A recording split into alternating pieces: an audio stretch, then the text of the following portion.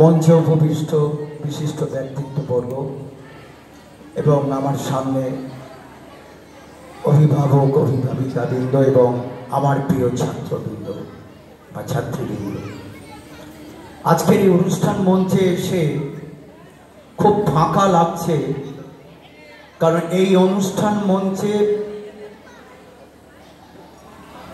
একজন গত বছরও ছিলেন। তিনি হচ্ছেন সম্পদের মা। এই মা ডাক্তার মধ্যে যে কি, সেটা যারা আমরা মাতৃহারা তারাই জানি। এই মঞ্চে যখন প্রদীপ জ্বালানো হতো তখন সম্পদের মা সেই প্রদীপ জ্বালাতেন আমাদের সঙ্গে।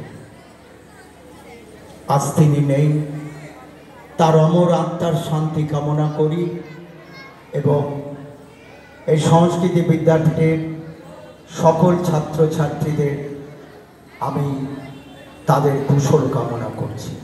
ধন্যবাদ।